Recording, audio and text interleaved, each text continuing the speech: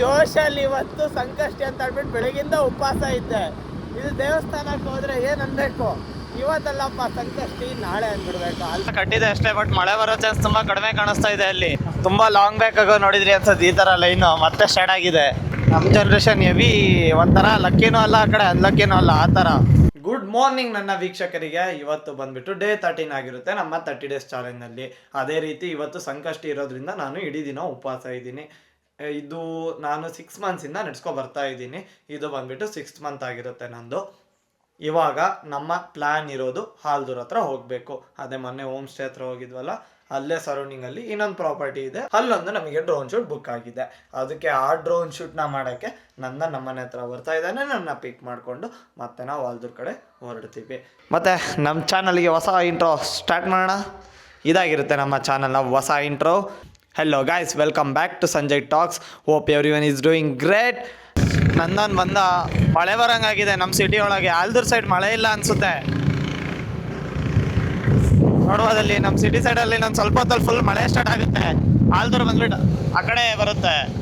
ಆ ಕಡೆ ಮಳೆ ಕಾಣಿಸ್ತಿಲ್ಲ ಸದ್ಯಕ್ಕೆ.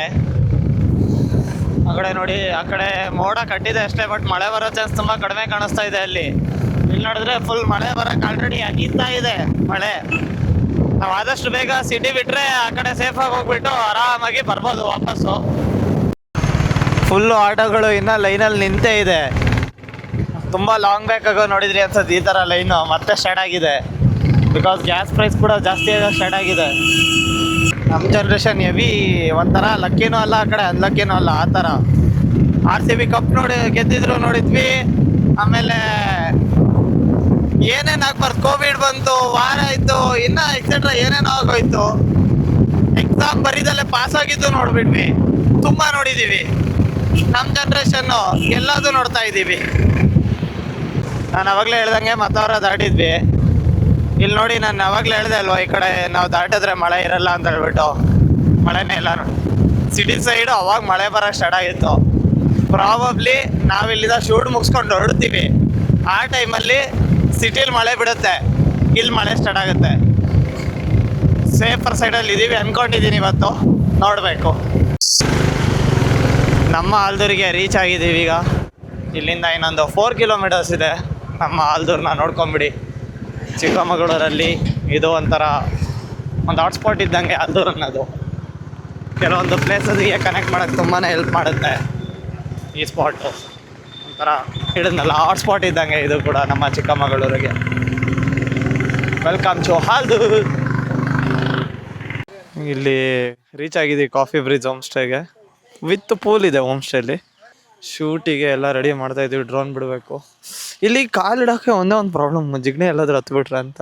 ಮೊನ್ನೆ GD's ಬಂಗ್ಳೋಗೆ ಹೋದಾಗ ಜಿಗಣೆ ಹತ್ಬಿಟ್ಟಿತ್ತು.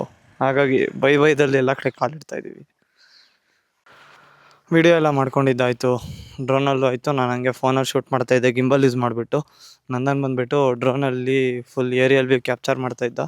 ಇಲ್ಲಿ ವಿತ್ ಸ್ವಿಮ್ಮಿಂಗ್ ಪೂಲ್ ಇನ್ಕ್ಲೂಡ್ ಆಗಿದೆ ಈ ಹೋಮ್ ಸ್ಟೇಗೆ. ನೀವೇನಾದರೂ ಬಂದರೆ ಚೈಲ್ಡ್ ಪೂಲ್ ಇದೆ, ಅದ್ರ ಜೊತೆಗೆ ಇಲ್ಲಿ ಅಡಲ್ಟ್ಸ್ ಪೂಲ್ ಕೂಡ ಇದೆ. ಇದು ಬಂದುಬಿಟ್ಟು ಹೋಮ್ ಸ್ಟೇ ಲ್ಯಾಂಡ್ಸ್ಕೇಪ್ ಚೆನ್ನಾಗಿದೆ. ಲೈಕ್ ಒಂದು ಮನೇಲಿದ್ದೀವಿ ಅನಿಸುತ್ತೆ. ನನಗೆ ಹಂಗೆ ಅನಿಸಿದ್ದು. ಹೋಮ್ ಸ್ಟೇ ಅಂತ ಅಷ್ಟೇನು ಫೀಲ್ ಆಗಲಿಲ್ಲ ಇದು. ಬಟ್ ಪ್ರಾಪರಾಗಿ ಕನ್ಸ್ಟ್ರಕ್ಟ್ ಮಾಡಿದ್ದಾರೆ. ತುಂಬ ಇಷ್ಟ ಆಯಿತು, ಚೆನ್ನಾಗಿದೆ. 5 acres ಆಫ್ ಕಾಫಿ ಎಸ್ಟೇಟ್ ಇದೆ ಅಂತ ಇಲ್ಲಿ ಸುತ್ತ. 5 acres ಆಫ್ ಕಾಫಿ ಎಸ್ಟೇಟ್ ಮಧ್ಯೆ ಲೊಕೇಟ್ ಆಗಿದೆ. ಚೆನ್ನಾಗಿದೆ. ನೀವೇನಾದರೂ ವಿಸಿಟ್ ಮಾಡ್ತೀನಿ ಅಂತ ಹೇಳಿದ್ರೆ ಈ ಹೋಮ್ ಸ್ಟೇನ ಚೂಸ್ ಮಾಡ್ಕೋಬೋದು. ಎಲ್ಲ ಮುಗಿಸಿದಾಯಿತು. ನಮ್ಮ ನಂದನ್ ಗಾಡಿ ಓಡಿಸ್ತೇನೆ. ನಾನು ಹಿಂದ್ಗಡೆ ಕೂತ್ಕೊಂಡು ಆರಾಮಾಗಿ ಕೂತೀನಿ. ನಮ್ಮ ಮೈಕಲ್ಲಿ ಚಾರ್ಜ್ ಖಾಲಿ ಆಗಿದೆ. ಇನ್ನೊಂದು ಸ್ವಲ್ಪ ಇದೆ ಅಷ್ಟೇ, ಇನ್ನೊಂದು 10% ಏನೋ ಇದೆ ಅಷ್ಟೇ. ಚಾರ್ಜ್ ಖಾಲಿ ಆದರೆ ನಾನು ಮಾತಾಡೋದೇನೋ ಕೇಳ್ತಾ ಇಲ್ಲ. ಹಂಗೆ ನನ್ನ ಕ್ಯಾಮ್ರಾ ಹತ್ರ ಇಟ್ಕೊಂಡು ಮಾತಾಡಬೇಕಾಗುತ್ತೆ. ನಾವು ಬಂದಿದ್ದು ಹೋಮ್ ಸ್ಟೇ ಹೆಸರು ಬಂದುಬಿಟ್ಟು ಕಾಫಿ ಬ್ರಿಡ್ಜ್ ಹೋಮ್ ಸ್ಟೇ ಅಂತ. ಶೂಟೆಲ್ಲ ಮುಗಿಸಿದ್ದೀವಿ. ಸಂಕಷ್ಟಿ ಇರೋದ್ರಿಂದ ಇಲ್ಲೇ ನಮ್ಮ ಗಣಪತಿ ಟೆಂಪಲ್ ಇದೆ ಕಲ್ಯಾಣ ನಗರದಲ್ಲಿ. ಗಣಪತಿ ಟೆಂಪಲಿಗೆ ಬಂದಿದ್ದೀನಿ. ಜೋಶಲ್ಲಿ ಇವತ್ತು ಸಂಕಷ್ಟಿ ಅಂತ ಹೇಳ್ಬಿಟ್ಟು ಬೆಳಗಿಂದ ಉಪವಾಸ ಇದ್ದೆ. ಇದು ದೇವಸ್ಥಾನಕ್ಕೆ ಹೋದ್ರೆ ಏನ್ ಅನ್ಬೇಕು, ಇವತ್ತಲ್ಲಪ್ಪ ಸಂಕಷ್ಟಿ ನಾಳೆ ಅಂದ್ಬಿಡ್ಬೇಕು. ಅಲ್ಲಿ ಬೋರ್ಡ್ ಮೇಲೆ ಹಾಕಿದ್ದಾರೆ. ಅಲ್ಲೂ ತುಂಬ ಜನ ಟೆಂಪಲಿಗೆ ಬಂದಿದ್ರು. ಏನು ದೇವಸ್ಥಾನದಲ್ಲಿ ಏನು ಇರಲೇ ಇರಲಿಲ್ಲ, ಎಲ್ಲ ಸೈಕ್ ಆಗಿಬಿಟ್ರು. ಆಮೇಲೆ ಭಟ್ರಿಗೆ ಕೇಳಿದ್ರೆ ಭಟ್ರಿದ್ದಾರೆ ಇವತ್ತಲ್ಲ ಸಂಕಷ್ಟಿ ನಾಳೆ ಅಂತವ್ರೆ. ಈಗ ಉಪವಾಸ ಮತ್ತೆ ಇರಬೇಕಾ ನಾಳೆ, ಏನು ಮಾಡೋದು ನಂಗೆ ಗೊತ್ತಾಗ್ತಿಲ್ಲ. ಇವತ್ತಿನ ಉಪವಾಸ ಇಲ್ಲಿಗೆ ಬಿಡೋದು ಏನೋ ಅದು ಗೊತ್ತಾಗ್ತಿಲ್ಲ. ಈಗ ಯಶಸ್ ಏನ್ ಅನ್ಸ್ತಾ ಇದೆ ನನ್ನ ಈ ಕಂಡೀಷನ್ ನೋಡಿ? ಪಾಪಗೆ ಇಲ್ಲೇನ ತಿನ್ಕೊ ಹೋಗಂತೆ ಈಗ ನಾಳೆ ಇರಂತೆ.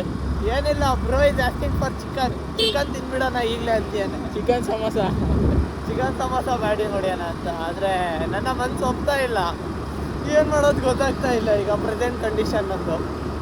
ಇದಾಗಿರುತ್ತೆ ನಮ್ಮ ಲಾಗ್ ಆಫ್ ಡೇ 13.